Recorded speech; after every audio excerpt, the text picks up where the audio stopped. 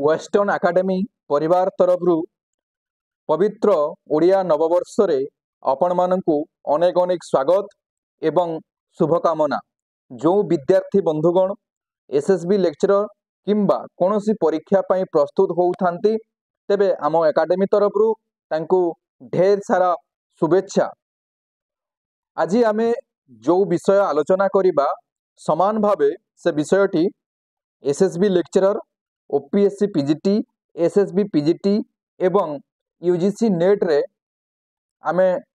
पढ़ुचे बा सिलेबस रे ताहा रहिछि सही विषय को मु आज आपण मानक सामने रे उपस्थापना करने को जाउछि। आशा करी आपण मानकु ताहा हृदबोध हब एवं किछि ज्ञान वितरण करिवो। तेबे से विषयटी होछि आमे आज आलोचना करिबा आधुनिक जुगर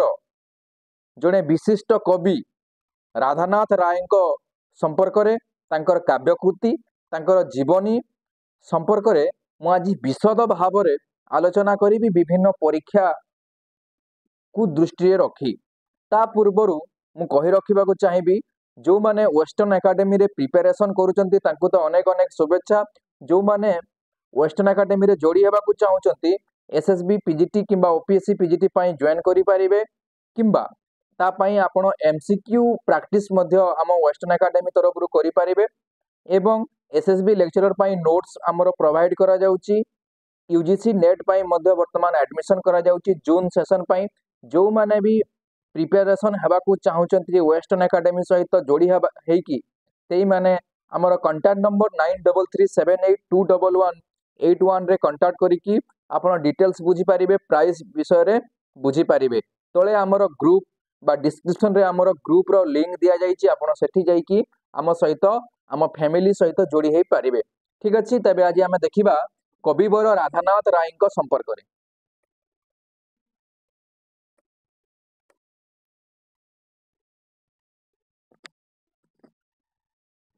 आमे आधुनिक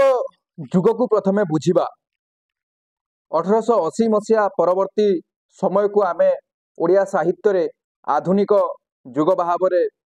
देखुचे। यही समय रे थिला इंग्रेज मानकर शासन एवं सही समय थिला ओडिशा रे तथा भारत वर्ष रे शिक्षार प्रगतिर प्रारंभिक पर्याय। एभली समय रे आमे आधुनिक जुगर साहित्य को आकलन करूचे। जो समय रे आमे पाश्चात्य साहित्य एवं संस्कृति द्वारा विशेष भाव रे प्रभावित नहेले मध्य प्रभावित हेबा को आरंभ करूचे। आम साहित्य को विशेष भाव रे पाश्चात्य संस्कृतिर धारा पाश्चात्य संस्कृतिर आंगिक प्रारूप धीरे धीरे आसीबाकू जाउछि। ई जो आसीबाकू जाउछि यार मूल उच्च थिला इंग्रेज शासन भारत वर्ष रे। एही घड़ीसंधि मुहूर्त रे जणे शिक्षित युवकंकर आविर्भाव हुए जे शिक्षा क्षेत्र रे निजर दक्षता प्रदर्शन करती एवं परवर्ती पर्याय रे बंगला एवं बंगला पर ओडिया रे साहित्य सृष्टि करिवार मनोवृत्ति रखती। सही व्यक्ति आउ केही नुहंती से होउचंती कविवर राधानाथ राय। ए समाज ए संस्कृति को जो भली भाव रे से देखुचंती ए समाज भितरे जे भली मनीष आतजात होउची ताकू से किभली भाव रे रूपांतर करिवे सेति प्रति से यत्नशील। किंतु पाश्चात्य संस्कृति पाश्चात्य शिक्षा द्वारा से एभली भाव रे प्रलुब्ध जे से संस्कृति एवं से शिक्षा को निज साहित्य रे रूपांतरित करिसंती। आमे कहिबा जे बेले बेले बहुत प्रश्न उठे जे प्रकृत रे आधुनिक जुगर स्रष्टा बा आधुनिक जुग को आधुनिक भाव रे गढ़ी तोलिबारे प्रकृत रे कहार गुरुत्वपूर्ण भूमिका रही फकीरमोहन ना राधानाथ राय। यही मत एक विवादमान मत कारण कहीं कहीं कहती राधानाथ राय सुरेंद्र महांती भलिया लोक कहती आधुनिक जुग प्रकृत रे फकीरमोहन को गणाजिबा आवश्यक किंबा मायाधर मानसिंह भली व्यक्तित्व कहती प्रकृत रे फकीरमोहन हेउचंती आधुनिक जुगर आद्य ओंकार। किंतु आम जदि समान दृष्टि रे टिके आकलन करिबा टिके निरपेक्ष दृष्टि रे जदि योगदान करिबा तेबे हठात आम प्रश्न टिके सरल हेबाकु जाउछि कारण सरल मध्य हब जे राधानाथ राय जो समय रे साहित्य सृष्टि करुचंती आमे तांको साहित्य को जदि टिके तीक्ष्ण दृष्टि रे देखिबा तेबे देखिबाकु पाइबा जे पाश्चात्य संस्कृति पाश्चात्य परंपरा पाश्चात्य भावना पाश्चात्य चेतना को आनिकी ओडिशार पृष्ठभूमि रे ओडिशार इतिहास सहित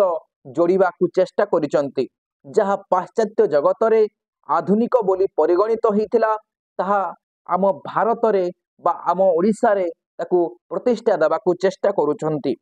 से जातीयतावाद हो ताहा से केदार गौरी हो प्रेम प्रणय को नहीं आमर विभिन्न जो जीवनर आस्पेक्ट थिला आमर जीवनर जो विभिन्न दिगंत थिला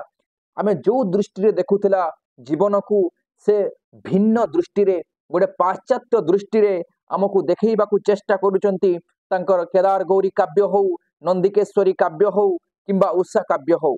तेबे एही व्यक्ति दृष्टि को आमे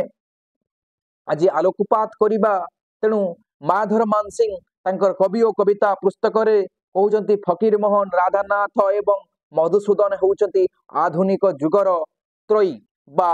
ए माने होउचंती ट्रेन सेटर वास्तविक तेणु एही व्यक्ति मानक संपर्क रे आमे परवर्ती पर्याय तो आलोचना करिबा किंतु आज आमे राधानाथ राय संपर्क रे आलोकपात करिबा एही महान साहित्य स्रष्टा मु तथ्य दृष्टि आलोचना करने को जाऊँगी तेणु मु किछिटा तत्व को मध्य अग्राह्य करने को बाध्य होउची जे आम यदि देखिबा राधानाथ राय सृष्टि को ताहेले तांकर सृष्टि संभार अनेक विशेष क्षेत्र रे से गुरुत्व रखती जेभली भाव रे हो गद्य पद्य बा काव्य कविता क्षेत्र रे तांकर जेभली दक्षता आमे देखुचे सेही भली भाव रे तांकर एकमात्र जोटा प्रबंध कहिले अत्युक्ति हब नाही गद्य रचना विवेकी रे मध्य जोटा 1873 मसीहा बेलू प्रकाश पाउछि ए जो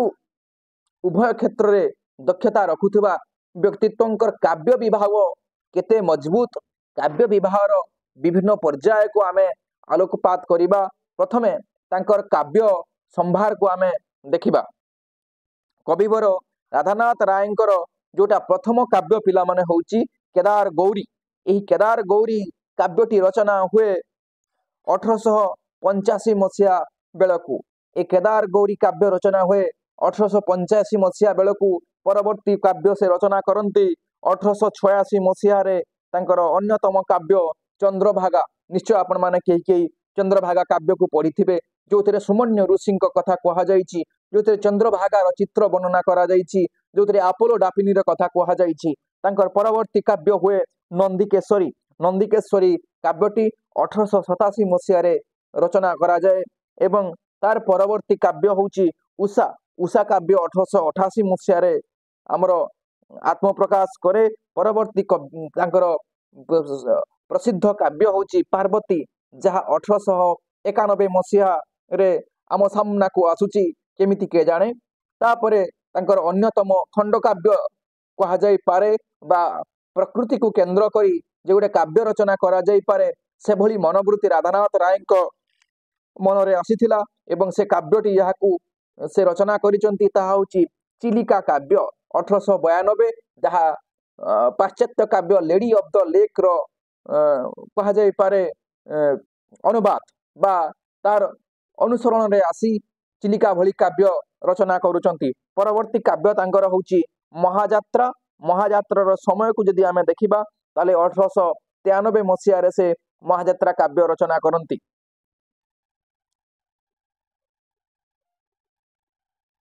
तापरे तांकर अन्यतम काव्य होची जजाति केसरी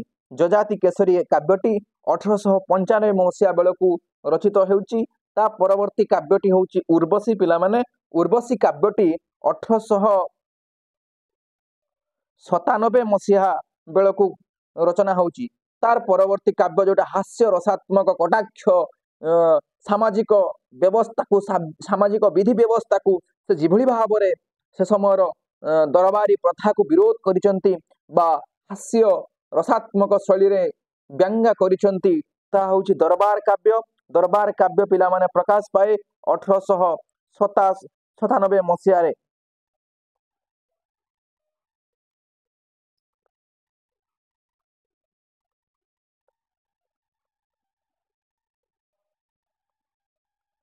ତାପରେ ରାଧାନାଥଙ୍କର ଆଉ କିଛି ଯୋଉଟା କ୍ଷୁଦ୍ର ରଚନା ଆମେ ଦେଖିବା, ତାହା ହେଲେ ତାହା ହଉଛି ବାଣ ହରଣ, ତାପରେ ହଉଛି ଏକାଗ୍ରତା, ଏଟା ମନେ ରଖିବ ଏକାଗ୍ରତା, ତାପରେ ହଉଛି ଶ୍ମଶାନ ଦୃଶ୍ୟ, ତାପରେ ହଉଛି ସାବିତ୍ରୀ ଚରିତ, ତାପରେ ହଉଛି ଦୁର୍ଯ୍ୟୋଧନର ରକ୍ତ ନଦୀ ସନ୍ତରଣ, ଦୁର୍ଯ୍ୟୋଧନର ରକ୍ତ ନଦୀ ସନ୍ତରଣ, ତାପରେ ହଉଛି ଶିବାଜୀଙ୍କ ଉତ୍ସାହ ବାଣୀ, ଶିବାଜୀଙ୍କର ଉତ୍ସାହ ବାଣୀ, ଏ ହଉଛି ଆମର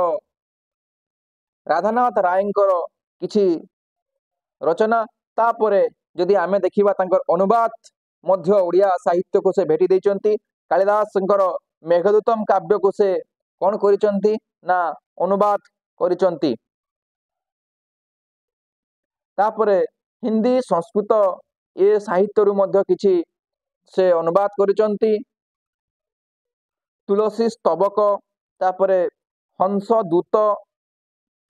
ଏସବୁ ତାଙ୍କର ଅନୁବାଦ କୃତି।